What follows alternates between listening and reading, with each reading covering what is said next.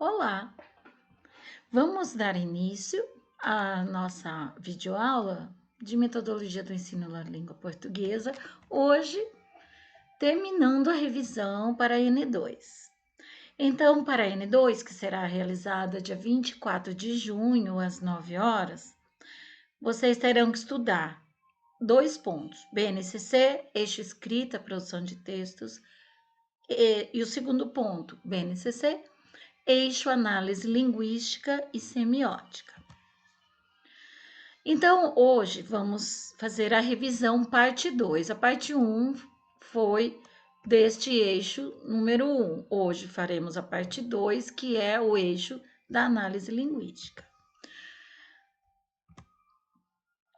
Separando um pouquinho para organizar melhor, eu agora vou tratar inicialmente de definições, abrangência, conhecimentos construídos. Primeiro, é importante saber do que se trata esse eixo da análise linguística semiótica. O eixo da análise linguística semiótica vai envolver 2 pontos: os procedimentos e estratégias para que a gente vá avaliar e analisar os processos de leitura, e de produção de texto. O que nós utilizamos para fazer esses processos? Então, os textos, eles também podem ser orais, escritos e multissemióticos. A outra parte é a materialidade do texto, e aí vai envolver a parte, digamos, física, a realização desse texto. Então, tanto para a gente analisar como ele se compõe, observando os gêneros, a forma como é construída a linguagem e também a situação de produção, que aí vai se referir aos estilos que são utilizados e o que isso vai impactar nos efeitos do sentido. Então, na análise linguística, a gente vai utilizar tanto a forma como o conteúdo para entender como a língua se manifesta. Então, é uma análise. A diferença aqui entre a linguística e a semiótica, as duas são as análises da linguagem. A linguística, ela vai se preocupar mais nos textos, digamos, que usem o verbo, textos verbais, usem a língua escrita ou oral, mas que usem palavras. Na semiótica, a gente vai se preocupar com o sentido, o significado de textos que tragam imagens, sonoridade, cores. E daí a gente vai poder também classificá-los como textos. Só que aí são textos multissemióticos. A linguagem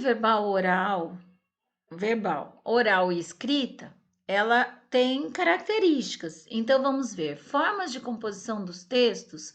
Como que os textos são compostos? Todos os tipos de textos têm 3 coisas importantes: a coesão, que é a lógica entre as palavras, a coerência, que é a lógica entre as ideias, e a organização da progressão temática dos textos. Isso vai influenciar a organização do texto. E dependendo do gênero, terá uma organização típica e característica de cada gênero. Já no caso dos textos orais, então vamos pensar um pouquinho. Nos textos verbais, essa tem lá os 3 componentes que eu já falei. Mas nos textos verbais, a gente vai poder ver elementos que fazem parte da escrita e da oralidade, mas são no momento de textos escritos, a gente vai se deparar com pontuação, ortografia, elementos que são característicos desse tipo de texto.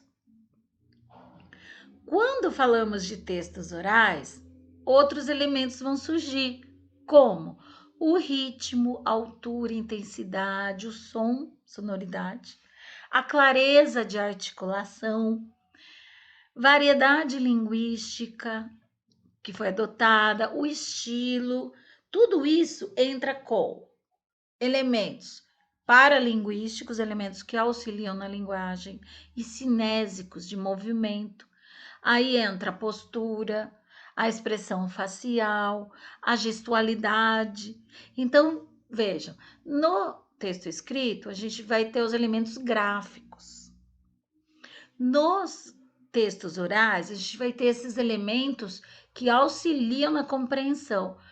Vocês devem se lembrar lá no início que nós vimos uma diferença entre linguagem verbal e linguagem oral.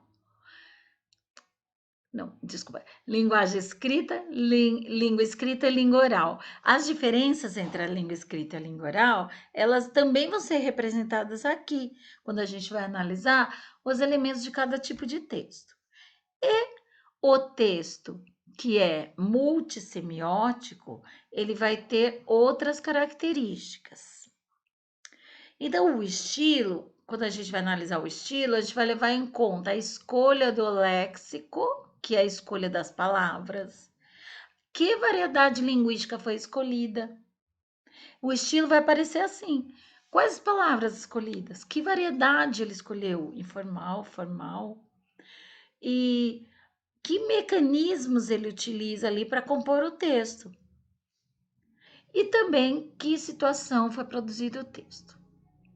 Agora, falando dos textos multissemióticos, a gente vai ver algumas características, como plano, ângulo, lado, né? De que ângulo está sendo exposto aquele texto semiótico, aquela imagem. Figura, fundo, profundidade e foco, cor e intensidade nas imagens visuais estáticas. Então, uma imagem, um desenho, é um texto, é considerado pela BNCC um texto. Este texto, ele traz também informações a serem analisadas. Ele traz uma mensagem. E para que a gente analise, a gente tem que entender que existem esses elementos específicos. Quando o texto semiótico, multissemiótico, vai utilizar movimento, ou seja, pode ser um vídeo, ou pode ser uma performance, uma apresentação, expressão corporal.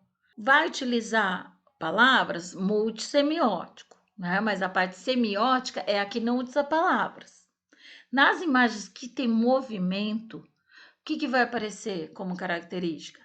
Montagem, ritmo, tipo de movimento, duração, a distribuição do espaço, dentro do espaço, sincronia com outras linguagens, o que se complementa. Quando se tratarem de imagens, então, dinâmicas nos movimentos, tem também interferência, ritmo, andamento, melodia, harmonia, timbres, instrumentos, uso de samples, que aí são mixagens. Tudo isso são elementos desse tipo de texto, que é semiótico. Vamos ver agora os conhecimentos construídos.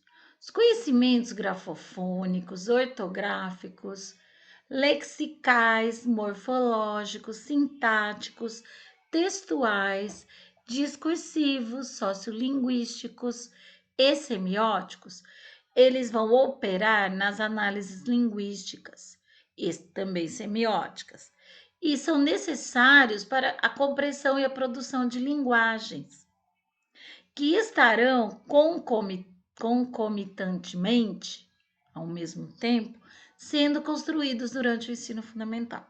Então, esses conhecimentos, eles vão sendo construídos desde o início do primeiro ano, lá no ensino fundamental. E eles todos são importantes para que a gente consiga produzir análises linguísticas e semióticas. Vamos ver um pouquinho o que é cada conhecimento desse. Os conhecimentos grafofônicos são os que dizem respeito à sonoridade, fonema e a grafia. Então, as comparações entre o que se fala e como se escreve são os conhecimentos grafofônicos. Ortográficos são os conhecimentos quando a gente aprende a forma correta da escrita. Lexicais são conhecimentos relacionados a vocabulário. o que aquela palavra é, que palavra existe, qual o significado dela, e também os sinônimos, antônimos, tudo relacionado à palavra. Morfológico é a forma relacionada à escrita também, mas também relacionado à forma das sentenças, como a gente constrói a estrutura da língua.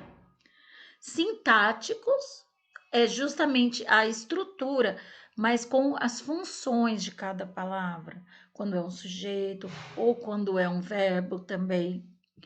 E assim vai, né? Os sociolinguísticos, eles dizem respeito à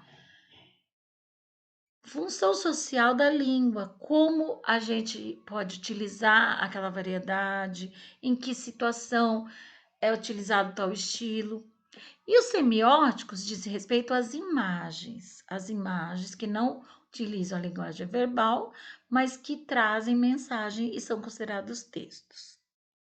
Então, tudo isso vai ser necessário para que o aluno tenha capacidade de analisar a linguística do texto. E tudo isso vem sendo construído. No início, a alfabetização, ela vai dar a base, o reforço, né, para que o aluno desenvolva melhor entendimento sobre a análise linguística semiótica. Porque a alfabetização vai ser o aluno vai apreender um sistema gráfico. Né? A partir dessa apreensão do sistema gráfico, é que ele vai desenvolver a capacidade de analisar também a língua. Assim, as práticas de leitura, escuta e de produção de textos orais, escritos e multissemióticos oportunizam situações de reflexão sobre a língua e as linguagens de uma forma geral e auxiliam na compreensão da forma como são descritas as regras, aprende os conceitos e como que elas operam ao mesmo tempo.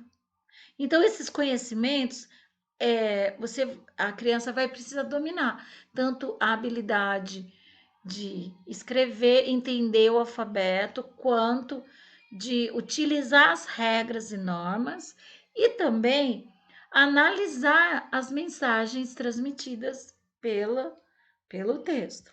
Veja que são vários conhecimentos que são adquiridos, mas eles são construídos e utilizados simultaneamente durante todas as aulas de língua portuguesa e durante todos os momentos que o aluno vai utilizar a língua. É importante observarmos que a prática da análise linguística semiótica articula-se com as demais e indica explicitamente a sistematização da alfabetização e o aprimoramento das competências relacionadas. E o aprimoramento das competências relacionadas com o sistema gráfico em geral e com a proposta de reflexões sobre o sistema de escrita alfabética e o funcionamento da língua e de outras linguagens, tudo isso vai auxiliar no melhor aproveitamento do uso da língua se transformar realmente uma ferramenta efetiva. Então, está tudo aí ligado. A sistematização da alfabetização, o aprendizado da utilização de um sistema gráfico e aprimorar também a reflexão sobre o uso desse sistema. E isso vai ser na escrita, na leitura, em todos os outros eixos também, na oralidade. Então, é um conjunto de habilidades, competências, conhecimentos, esse conjunto ele tem essas partes que são interdependentes, interrelacionadas e elas se retroalimentam. Uma vai agregar, auxiliar ao desenvolvimento da outra. Então, a gente vai chamar isso de articulação. Vamos ver como as práticas de linguagem elas devem ser articuladas. Dessa forma, pode-se concluir que as práticas de linguagem não são estanques, não são um padrão fixo, né? A gente vai ter um movimento nisso. Agora, nesse momento, eu estou utilizando essa prática de linguagem, não vou utilizar outra. Não, deve haver uma articulação entre elas. Aí, para entender melhor, também uma articulação entre os eixos. Ao trabalhar uma produção de texto, é possível, por exemplo, realizar entrevistas, que aí é a prática oral, com registros, que é a prática escrita, ler textos modelares, modelos do mesmo gênero, que é a leitura, para você conseguir desenvolver o texto, e transformar a entrevista em texto escrito, que aí você vai usar análise linguística. E, além disso, pode ser até transformar num vídeo, por exemplo, que entra também análise semiótica. A BNCC vai apontar para a necessidade de ensinar as especificidades de cada prática de linguagem também nas mídias digitais. Neste caso, o professor deve fazer o uso pedagógico da tecnologia, estimulando a visão crítica dos alunos sobre a utilização das ferramentas digitais, considerando também os aspectos éticos, estéticos e políticos. Então, vamos ver como ocorrem as articulações das dimensões do texto e também as habilidades do componente de língua portuguesa, quais são as habilidades a serem desenvolvidas, primeiro ao quinto ano. Então, o eixo da análise linguística semiótica, ele vai ser trabalhado a partir de articulações. A partir das ponderações trazidas pela análise linguística, cabem também reflexões sobre os fenômenos da mudança linguística e da variação linguística, inerentes a qualquer sistema linguístico. Então, a variação linguística que já estudamos no início do semestre, ela é algo presente em todos os sistemas linguísticos, ou seja, em todas as línguas, e podem ser observados em qualquer nível de análise. Então, desde um aluno lá do terceiro ano analisar um texto com regionalismo e perceber que é diferente do que a gente fala na cidade, no campo, por exemplo, até uma análise muito profunda num curso lá de doutorado de linguística. A variação linguística ela é percebida. O que vai diferenciar é o aprofundamento da análise. Em especial, as variedades linguísticas devem ser objeto de reflexão e o valor social atribuído às variedades de prestígio e às variedades estigmatizadas, que está relacionado a preconceitos sociais, deve ser tematizado, deve ser levantado como um tema a nossa valorização a um estilo de fala, de variedade e a desvalorização de outro.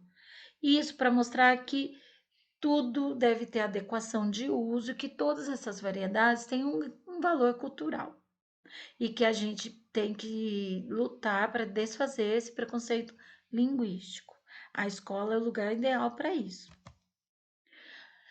Na articulação, então, a gente vai ver agora um pouco dos textos multissemióticos. A questão que se coloca é como articular as dimensões da leitura e produção de texto, e a BNCC, ela auxilia essa organização, porque a gente vai ter nos quadros, né, nas tabelas,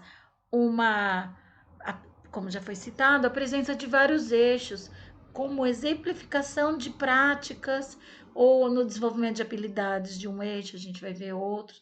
E os textos verbais, orais e multissemióticos, eles também têm que ser articulados, eles também vão estar presentes. A separação dessas práticas de uso e de análise se dá apenas para fins de organização curricular, já que, em muitos casos, o que é comum e desejável, essas práticas se interpenetram e se retroalimentam. Até já citei isso. Quando se lê algo no processo de produção de um texto, ou quando alguém relê o próprio texto, por exemplo. Quando é uma apresentação oral, Conta-se com o apoio de slides que trazem imagens e texto escrito, multissemiótica. Em um programa de rádio, que embora seja veiculado oralmente, as pessoas escutam a fala, parte-se de um roteiro escrito, né? A escrita está presente por trás de um texto oral. Quando roteirizamos um podcast, então ali você escreve o que vai ser falado, né? O professor, até na videoaula, ele planeja com um roteirinho escrito e ali é multissemiótico, né? Essa videoaula, porque tem a imagem dinâmica e movimento, tem os textos que vocês estão lendo, tem também a oralidade, algumas vezes eu coloco imagens, então ele é um texto, a videoaula é um texto multissemiótico. Ou quando, na leitura de um texto, pensa-se que a escolha daquele termo não foi gratuita. Quando você está lendo o texto, você pensa, nossa, o autor escolheu essa palavra com algum significado para ele. Essa palavra tinha. Isso é uma análise linguística. E ainda, na escrita de um texto, você vai passar do uso da primeira pessoa do plural para a terceira. Então, é eu para o ele, né?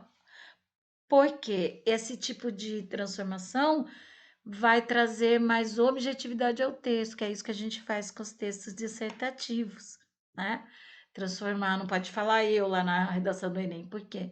Porque é um texto com características de objetividade, quando a gente coloca não a gente expondo diretamente, mas uma terceira pessoa que representa a sociedade, a gente está trazendo objetividade ao texto. Mas quando a gente pensa em fazer isso, já está fazendo uma análise linguística. Vamos ver agora as habilidades a serem desenvolvidas do componente língua portuguesa. Assim, para fins de organização do quadro de habilidades do componente língua portuguesa, foi considerada a prática principal, eixo. Então, eles escolhem uma prática principal, como nós já vimos, tal eixo é a base do quadro. Mas uma mesma habilidade incluída no eixo leitura pode dizer respeito ao eixo produção de textos e vice-versa. O mesmo cabe às habilidades de análise linguística semiótica, cuja maioria foi incluída de forma articulada às habilidades relativas às práticas de uso, leitura, escuta e produção de textos. São apresentados no quadro referente a todos os campos dos conhecimentos linguísticos relacionados a ortografia, pontuação, conhecimentos gramaticais, morfológicos, sintáticos e semânticos, entre outros. Então, nesse quadro,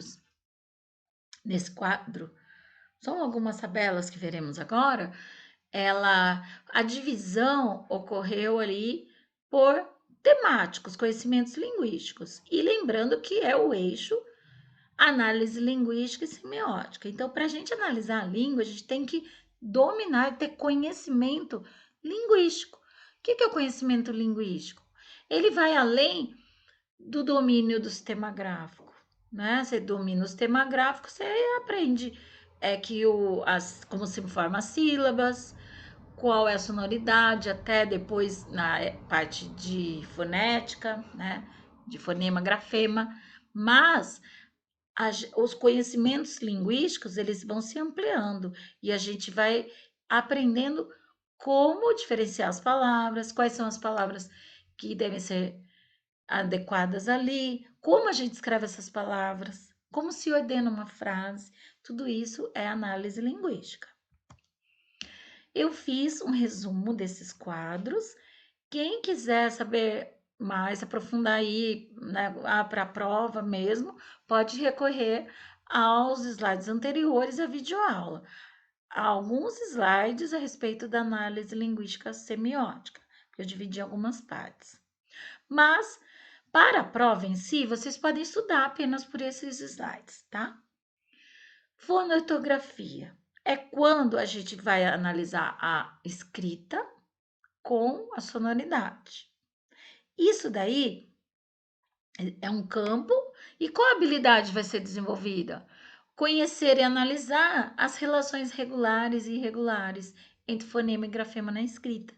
Então, entender por que que escreve de um jeito, uma coisa fala de outro, o outro às vezes é parecido, escreve de outro jeito. Isso tudo é o quê? Do terceiro, no primeiro e segundo vai ser a alfabetização, do terceiro ao quinto vão ser desenvolvidas essas habilidades. Possibilidades de estruturação da sílaba na escrita do português do Brasil. Então, aqui é falado português do Brasil, a língua portuguesa do mundo, tá? Mas como a gente tem algumas variações específicas no nosso país, a BNCC, como é a base do Brasil, vai considerar sempre como português do Brasil, a variação da língua portuguesa usada no Brasil, tá? Mas é a língua portuguesa. Então, aqui, olha, as possibilidades de se estruturar a sílaba na escrita são as formas como a sílaba pode ter uma vogal, ou uma consoante de uma vogal, ou uma consoante de duas, três vogais. Então, são essas situações de uso que também é uma habilidade a ser desenvolvida, o conhecimento dessas possibilidades. Morfossintaxe vai ser relacionado à sintaxe, à estrutura da língua e ao forma, como a forma como a gente vai desenvolver a língua. Aí vem que tipo de habilidade? Conhecer as classes de palavras, analisar suas funções sintático-semânticas e o seu funcionamento, concordância, regência, perceber o funcionamento das flexões gramaticais, correlacionar as classes de palavras com as funções sintáticas, sujeito, predicado, objeto. Então, aqui entra a classe de palavras. Até o quinto ano, o aluno ele tem que desenvolver essa habilidade de diferenciar as palavras, né? Substantivo, adjetivo, pronome, verbo, conjunção, numeral e saber das suas funções. Aí a gente já vai para a sintaxe em si, que é essa palavra que pertence a uma classe agindo com sua função numa oração.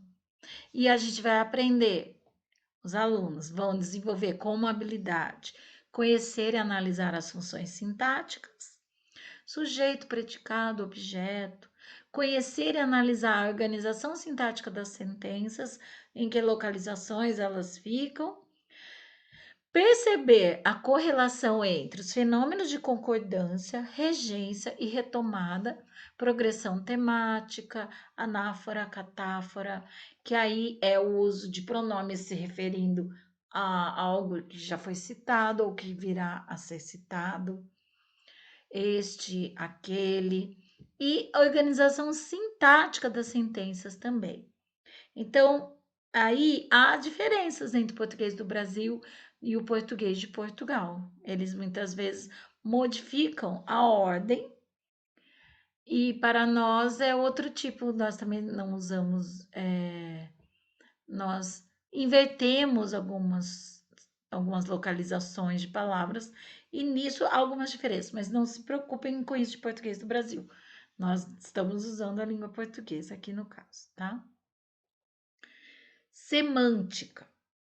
Semântica é a questão do significado da palavra, o sentido da palavra.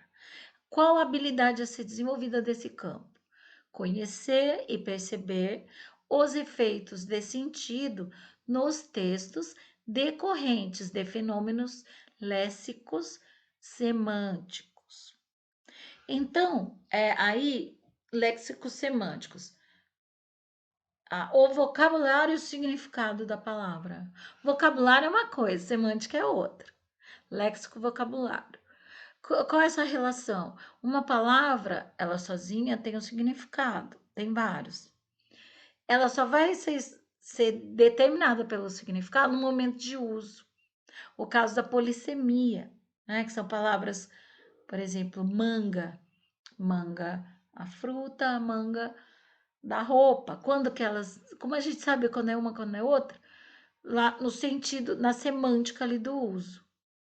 Também aumentativo, diminutivo, sinônimo, antônimo, tudo isso é semântica. E tem a ver com o léxico, que é o vocabulário. Polissemia, como eu já expliquei, homonímia, palavras que às vezes elas têm o mesmo som, escrevem diferentes, às vezes elas escrevem iguais, têm significados diferentes, às vezes são quase iguais, significados diferentes, aí é parônimos. Figuras de linguagem, né? As formas como a gente vai utilizar as ideias através das palavras, metáfora, pleonasmo. Aí, né, até o quinto ano, a gente trabalha com algumas figuras apenas, mas a ideia das figuras de linguagem tem que ser já trabalhada muito, inclusive em interpretação de texto. Modalizações epistêmicas, deônticas apreciativas, como a forma de você colocar o discurso, se ele vai ser em primeira pessoa, se você vai se dirigir a convencimento de alguém, se você está se dirigindo a ordem para alguém. Modos e aspectos verbais, os modos, né? Indicativo, subjuntivo e imperativo, os aspectos verbais de tempos, concordâncias. Isso vem na semântica. Por quê? Porque a semântica, quando você muda o modo verbal, você muda o sentido. Se você põe aumentativo, você muda o sentido do que você quer dizer. Se você coloca um antônimo, você também já mudou o sentido daquela palavra. Então, tudo isso entra em semântica, significado. A variação linguística em si, que nós já vimos bastante. Qual habilidade a ser desenvolvida pelo aluno? Conhecer algumas das variedades linguísticas do português do Brasil e suas diferenças. E avaliar os efeitos semânticos. Então, aí, quando você escolhe uma variação, qual o significado? Você quer dizer que aquele personagem é um caipira, né? Ou que aquele outro personagem ele está se direcionando a alguém de forma muito culta, porque ele precisa de discurso formal, isso muda o sentido. Discutir no fenômeno da variação linguística as variedades prestigiadas e estigmatizadas e o preconceito linguístico que a cerca, questionando suas bases de maneira crítica. Nós já vimos isso, né? Agora há pouco até falei disso, e é uma habilidade a ser desenvolvida pelo aluno, ele conseguir discutir a respeito do preconceito linguístico. É muito importante começar desde cedo isso. Os elementos notacionais da escrita. Aí a gente vai entrar na parte de notação, né? A gráfica, a parte de registro físico até. Aí seria o quê? Conhecer as diferentes funções e perceber os efeitos de sentidos provocados nos textos pelo uso dos sinais de pontuação. Ponto final, ponto de interrogação, ponto de exclamação, vírgula, ponto e vírgula, dois pontos e de pontuação. E sinalização também de diálogos, como que a gente coloca em escrita um diálogo? Dois pontos, travessão, verbos de dizer. Então, né, por exemplo, após conversar com sua filha, Mariana disse, dois pontos, né? Escrever verbos de dizer é isso, tá? Então, essa é uma forma escrita do diálogo. Conhecer a acentuação gráfica e perceber suas relações com a prosódia. Prosódia é a sonoridade de cada palavra tem sua forma de ser falada. Então, relacionar a acentuação com isso. Aí a gente vai entrar o quê? Nas normas gramaticais, nas regras de acentuação. Mas a proposta, que eu vou até explicar daqui a pouco, é usar o método da gramática contextualizada. Utilizar os conhecimentos com as regularidades e irregularidades ortográficas do português na escrita de textos. Então, Lá no comecinho, olha, eu vou até voltar um pouquinho.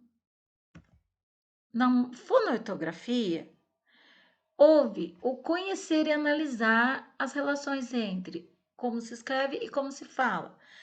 São reflexões. Aí, quando a gente vai para a parte física de escrever, vão ser utilizados esses conhecimentos para que a criança escreva de forma correta. Então, sempre a gente está utilizando. Essa é uma articulação.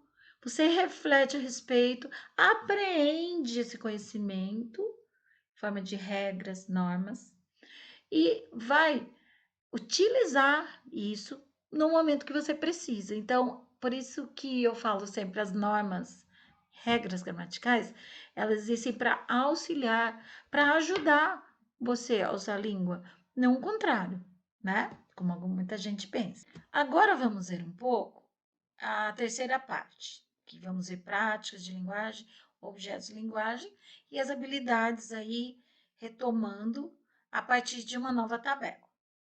Aqui eu vou mostrar não os campos, mas as práticas. A prática da análise linguística semiótica, que é chamada ortografização.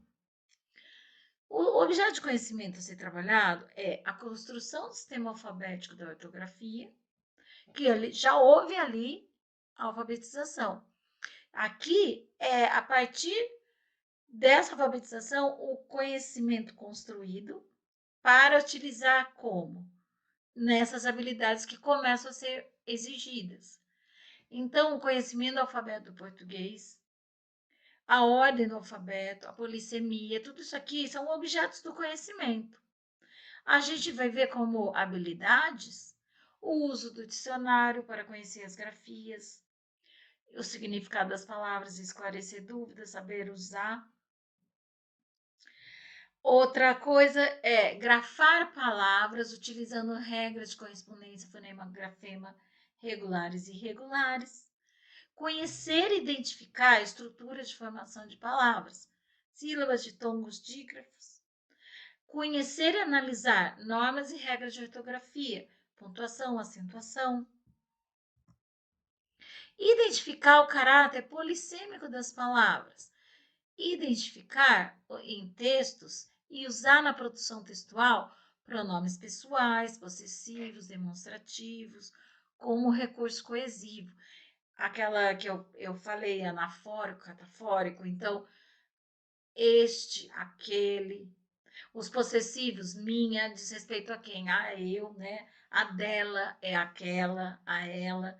Então, eles são recursos de coesão de texto.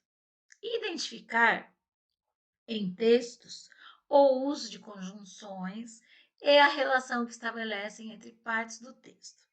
Adição, oposição, tempo, causa, condição, finalidade.